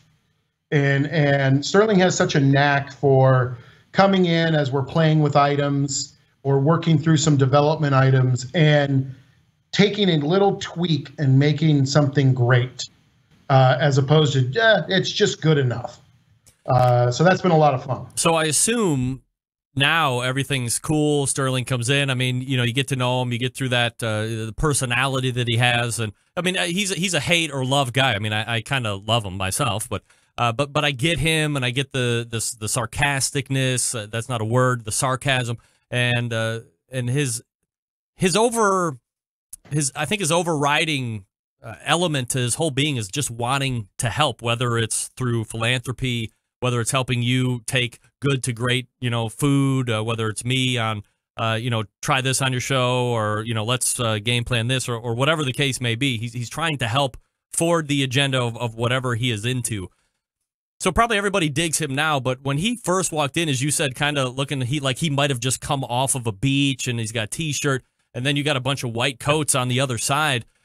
Was there at all any apprehension on their side for time? There was not? Massive apprehension. Massive. I mean, look, I mean, those that have embraced him and have partnered with him, and now I have become great friends with him. It's taken me to new levels. Mm-hmm. I consider him a mentor and a great friend, and he's a damn good cook. But he's, look, as with anything, and knowing Sterling how he is, he's also a straight shooter and is going to tell you how it is. And, I can remember one tasting where we got through a tasting, and all of the, execs are sitting around the table, and they said, "Oh, this is really good." And Sterling looked at everybody and goes, "You guys are all out of your damn mind." He goes, you have to challenge us to be better cooks. You have to challenge us to give you better flavors. He said, "You should have pushed every single one of those dishes back at us and said, you need to fix it and you need to do better," which they ended up doing. And it really has launched some of our new menu items, and the menu items we've had over the last 3 or 4 years is having that mentality that it's okay to push food back on us and say, we've got to do better. And, it's those types of things. So, yeah, he might ruffle some feathers sometimes, but you know what? In the long run, he's doing it out of the best intention and trying to make you or us or Big Papa Smokers or whatever else it is the best. So how do you see him visibly? If you're somebody coming into a BJ's location, where do you see his footprint or handprint on menu items? Is it solely from a seasoning aspect, or is he going outside of the normal grilled and barbecued stuff and taking part in the entrees or appetizers or some of the things along those lines? Yeah, he's sprinkled throughout. I mean, there's a little bit of Sterling everywhere, and you see it in our apps. One of our best-selling appetizers is a Brussels sprout appetizer that he basically did, and we partnered with, and Mediterranean chicken pita tacos. I mean, that's not barbecue. S'mores pizookie, monkey bread pizookie.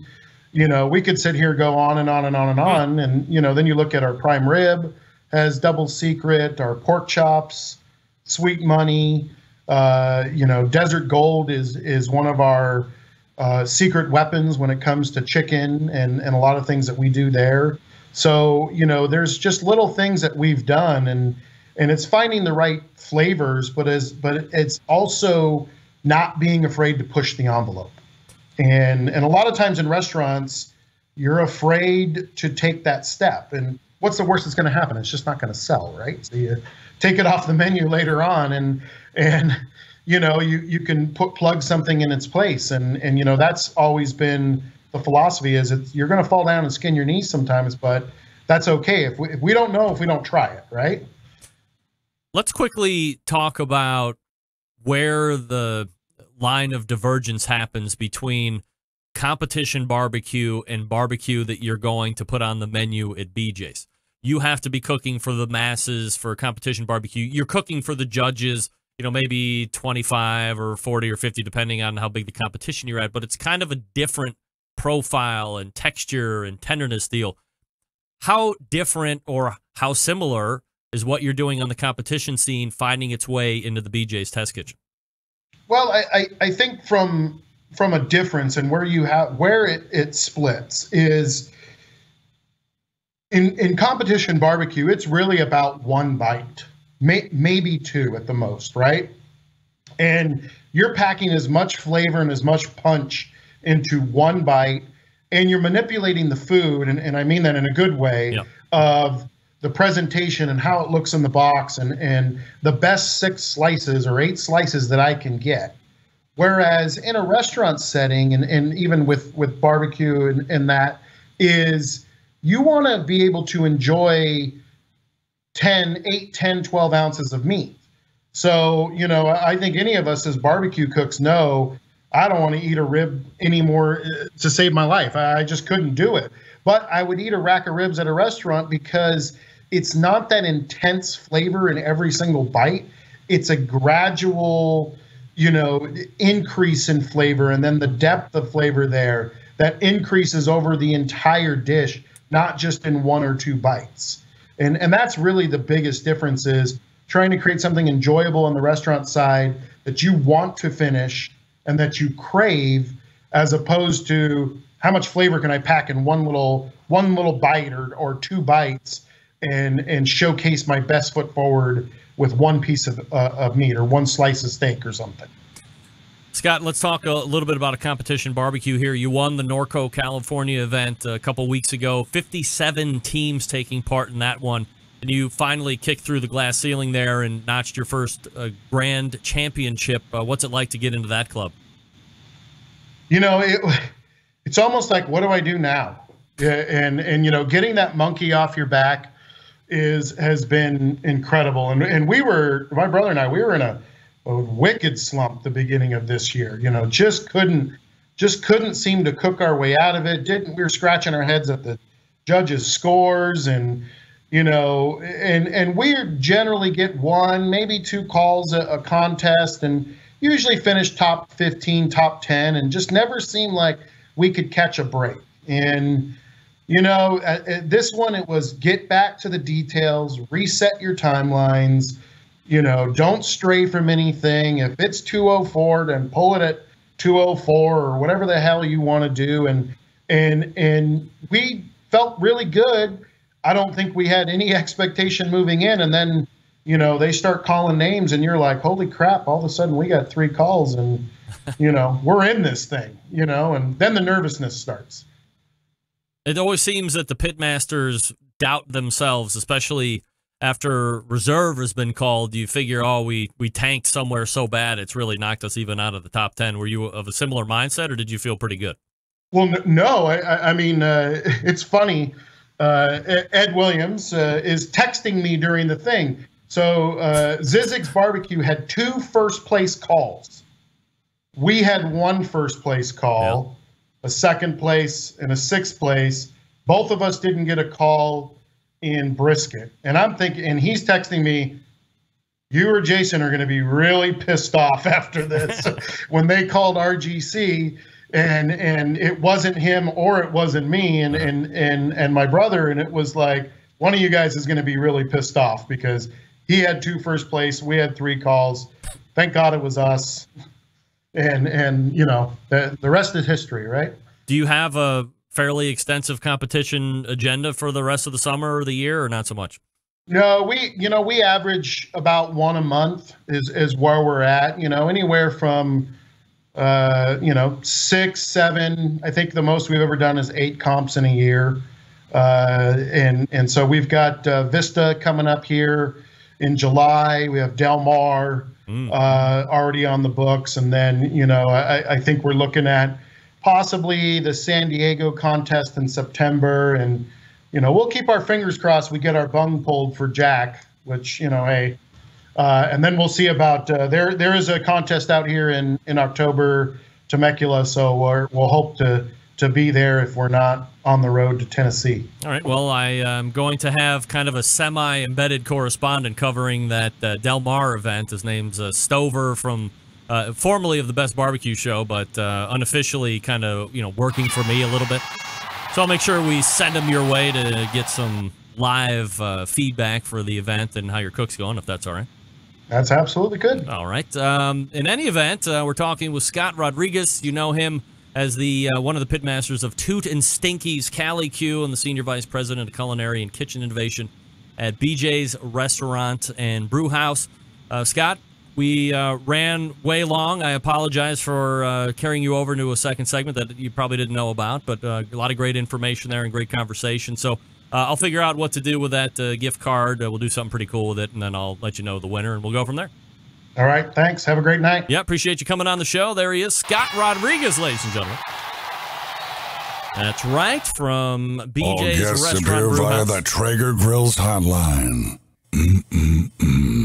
Yummy. So, if you're interested, maybe we can sneak in a phone call or two, and I'll just ask you like a straight-up trivia question or something along those lines. 216-220-0966, because we won't have time to do the normal game like a porn star or athlete, cheese font, winery, or rehab.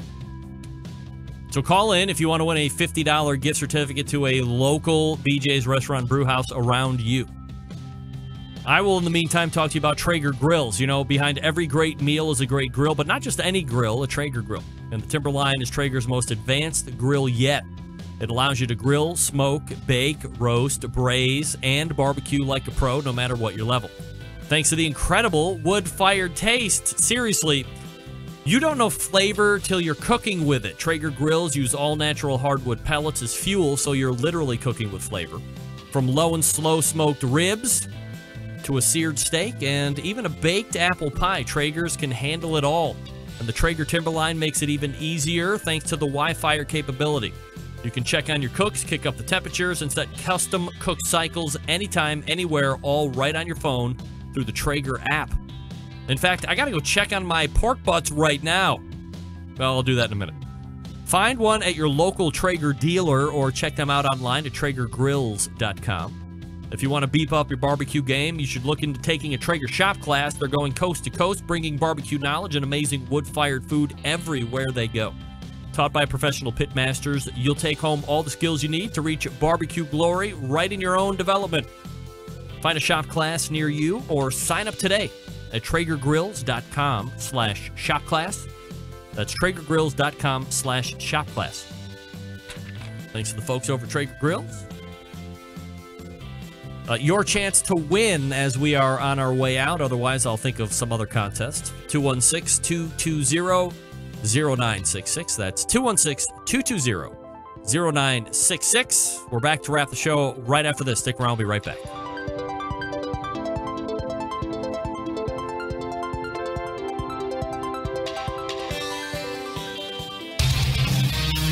Whole packers, full racks, legs and thighs, injecting butts. If you've never heard this before, you might think you found the best XXX show ever. Let's get back to the most homoerotic host out there today, Greg Rempe. All right, welcome back. 216-220-0966, your number to win. Nothing but a free $50 gift certificate from BJ'S Restaurant and Bewhouse, courtesy of Scott Rodriguez, their Senior Vice President of Culinary and Kitchen Innovation.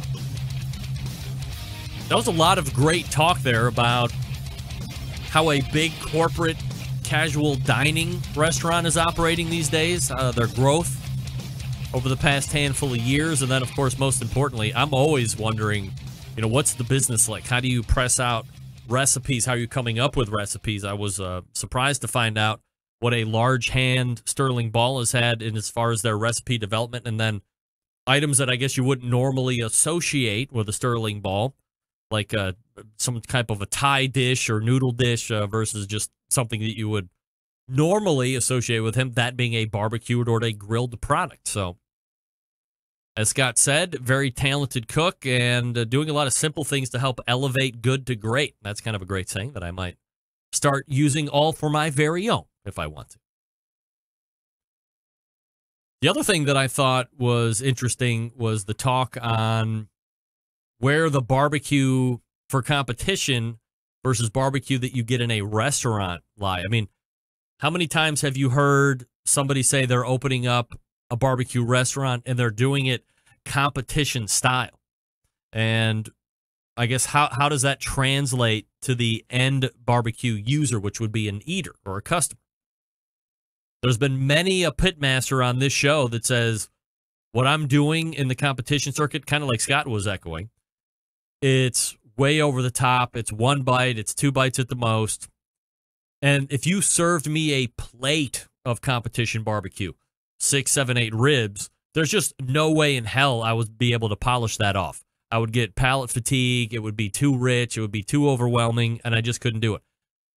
But when you get into a restaurant scenario and you're ordering or you're able to order a half rack or a full rack of ribs off of that menu, it can't be as flavorfully intimidating, I think I just coined a phrase, as it would be in a competition barbecue sense. I mean, you think in your mind that's what you want, but in reality, you're probably not going to be able to consume all of that. Now, of course, you can always take it home and do all this other stuff if you want, but whatever. All right, let's go ahead and make tracks out. We'll do something social media for the $50 gift certificate. So if you don't follow me on social media, do that now. Friend me on the Facebooks at BBQ Central Show, also on the Twitter and Instagram at BBQ Central Show. Really easy. All the way back in the first hour, Stephen Raichlen was in. Had a lot of great conversation. We talked about him on the road. He'll be in Kansas City tomorrow night doing a barbecue signing and barbecue demonstration and book signing. He might be at Anton's and Slaps. Joe Pierce, I might be shipping Stephen Raichlen your way if you're interested. I'll get at you. He's a big listener to the show, both Stephen and Joe. Then we caught up with Brett Gallaway at the State Cook-Off Association. A lot of big events going on over the next couple of weeks. Big events transpired over the last handful of weeks. StateCookoffs.com is the website if you want to keep up with all the fun. And then in the second hour, Scott Rodriguez, the co-pitmaster of Toot and Stinky's Cali Q, Senior Vice President of Culinary and Kitchen Innovation for BJ'S Restaurant and Bewhouse. Great 2 segments with Scott. Big show planned for you next week, as always. Until next Tuesday at 9 p.m. Eastern Standard Time, this is your program host, Greg Rempe, saying... Start the game! Let's go! And good night now.